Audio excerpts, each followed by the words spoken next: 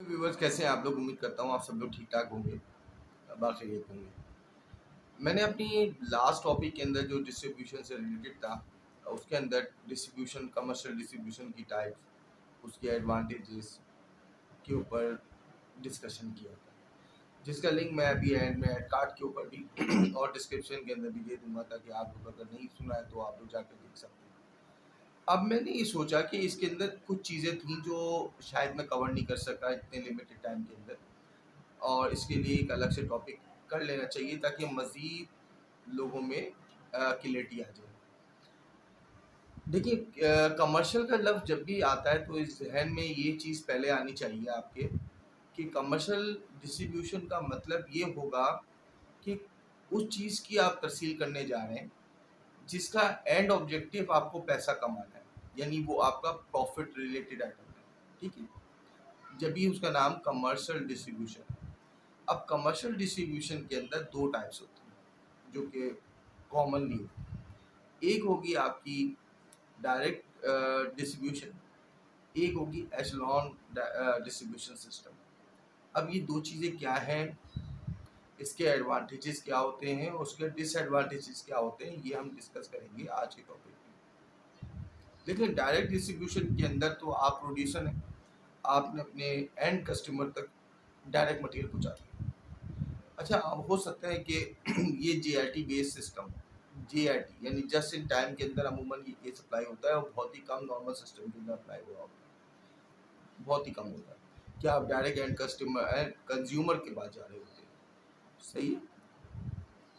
इसके अंदर प्रॉब्लम क्या है, बल्कि फ़ायदा आप ये समझ लें कि पहला फ़ायदा तो आपको ये होगा जब आप अपने कंज्यूमर तक डायरेक्टली मटेरियल दे रहे हैं तो उसकी तरफ से आपको फीडबैक्स मिलती हैं आपकी प्रोडक्ट की डायरेक्टली, यानी आपका एंड कंज्यूमर जो है वो डायरेक्टली आपको फीडबैक दे रहा है कि भाई आपके प्रोडक्ट में ये प्रॉब्लम है या ये अच्छा है या ये बुरा है।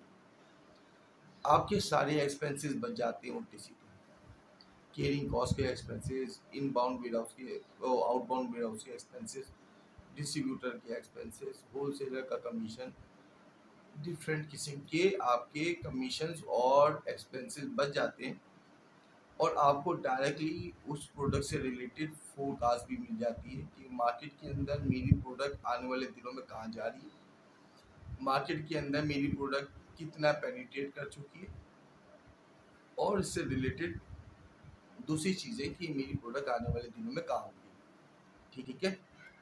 अच्छा, इसका डिसएडवांटेज सिर्फ एक ही है कि आपकी जो है वो ट्रांसपोर्टेशन कॉस्ट बढ़ जाती है, थोड़ी सी, ज़्यादा नहीं। उसके मुकाबले में कुछ भी नहीं है जो आप एशलॉन सिस्टम के अंदर कर रहे हैं, लेकिन वो रिक्वायरमेंट है, वो सिस्टम बहुत ही इंपॉर्टेंट है और 90% वही रन हो रहा होता है। डायरेक्ट डिस्ट्रीब्यूशन की चीज़ें जो थी वो क्लियर हो गई। ये अमूमन JIT के अंदर अप्लाई हो रहा होता है और बहुत ही कम दूसरे नॉर्मल कंटिन्यूस सिस्टम के अंदर अप्लाई हो रहा होता है डिस्ट्रीब्यूशन।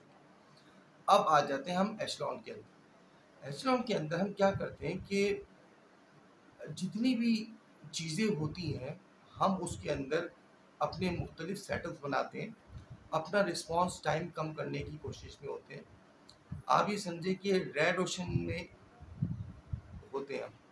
रेड ओशन के ऊपर मैंने आपको बताया था कि मुस्तकिल लड़ाई हो रही है, एक एक छोटी छोटी सी पॉइंट आपकी जीत बन जाते हैं और एक छोटी छोटी माइनर सी चीज़ें आपको पीछे ले जाती हैं अपने कॉम्पिटिटर के मुकाबले में। ठीक है। अब प्रॉब्लम क्या है इसके अंदर, बल्कि अच्छाई क्या है इसके अंदर, प्रॉब्लम हम एंड में डिस्कस करेंगे कि आपके मुख्तलिफ वेयर हाउसेज होते हैं, आपके अपने ज़ाती ओन्ड या रेंटल या फिर आपने किसी को कॉन्ट्रैक्ट दिया हुआ होता है, आपकी प्रोडक्ट वो रखते हैं या आप खुद रखते हैं। फिर मुख्तलिफ सिटीज़ के अंदर आपके वेयर हाउसेज होते हैं, आपके डिस्ट्रीब्यूटर सिस्टम होता है, आपका सब डिस्ट्रीब्यूटर होता है, आपका होलसेलर होता है, आपका रिटेलर होता है, फिर आपका जाके एंड कंज्यूमर होता है।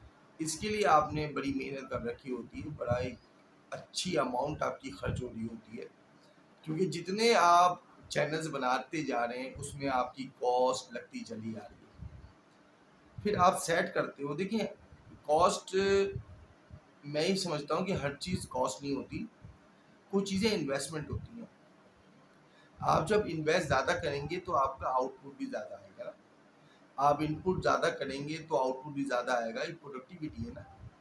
तो यहाँ पर अगर हम देखते हैं कि एक बड़ा सेटअप रन करने के लिए, एक ऑर्गेनाइजेशन सेटअप पूरा स्ट्रक्चर, डिस्ट्रीब्यूशन स्ट्रक्चर बनाने के लिए जो चीज़ें दरकार होती हैं, उनके लिए सबसे बड़ी चीज़ है आपकी इन्वेस्टमेंट।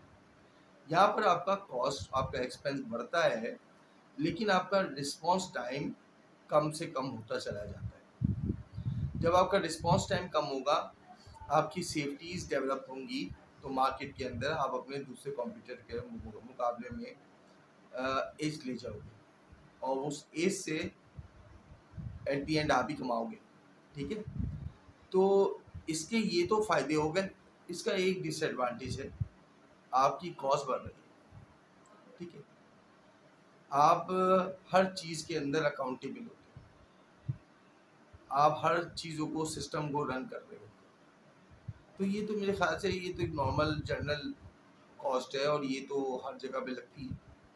इसके एक फ़ायदों में फ़ायदा ये है कि हर वो जगह पे वो बंदा काम कर रहा होता है जो उस चीज़ का एक्सपर्ट होता है। जैसे आप वेयर हाउसिंग में एक्सपर्ट थे, मैन्युफैक्चरिंग में एक्सपर्ट थे, फाइन। आपने एक चैनल से दूसरे चैनल पे लॉजिस्टिक किया, उनकी टीम थी, आपके वेयर हाउसेज में गई, आपके डिस्ट्रीब्यूटर्स के पास गई। डिस्ट्रीब्यूटर उस काम में एक्सपर्ट है, आपसे ज़्यादा एक्सपर्ट है। उसने अपनी एक्सपर्टीज़ को इस्तेमाल जब किया तो अल्टीमेटली आपका ही रेवेन्यू इंक्रीज होगा, जनरेट होगा। सही है। सॉरी, मेरा थोड़ा सा गला डिस्टर्ब है। तो यहाँ पर आपकी एक्सपर्ट्स आपके साथ जुड़ते चले जा रहे हैं। जब एक्सपर्ट जुड़ेंगे तो इनकी छोटी सी फीस होगी, उनका छोटा सा कॉस्ट होगा, उनका वो आपके लिए एक्सपेंस होगा। लेकिन जब वो आपकी प्रोडक्ट ज़्यादा कटेगी, मार्केट के अंदर ज़्यादा पेनिट्रेट होगी, तो वो आप कवर अप कर लो। ऑर्गेनाइजेशन के अंदर ये सिस्टम लागू होता है और ये इसी सिस्टम में 90% इंडस्ट्री काम कर रही है। ठीक है, जो एक बाकी में इंडस्ट्री होती है, एक स्ट्रक्चर ऑर्गेनाइजेशन होती है। आई होप ये जो पिछले हमारे टॉपिक ऑफ डिस्ट्रीब्यूशन के अंदर जो चीज़ें रह गई थी, उसमें मैंने इस पार्ट को कवर करने की कोशिश की है और आपको समझ में आया होगा। और जो कुछ चीज़ें रह गई थी उसमें क्लियरिटी आ गई होगी। अपना बहुत ख्याल रखिएगा, दूसरे साथियों से शेयर कीजिएगा, समझिएगा। और अगर किसी चीज़ में कोई कमी महसूस होती है या आपको समझ में नहीं आती, आप मुझे इनबॉक्स भी कर सकते हैं और खुद भी स्टडी कर सकते हैं ताकि आपकी नॉलेज में इजाफा हो सके। अगर कहीं मैं गलती कर रहा हूँ तो मुझे भी सही कर सकते हैं। स्टडी करने से आप सही करेंगे अपने आप को भी और अपने दूसरे साथियों को। अपना बहुत ख्याल रखिएगा। Thank you so much.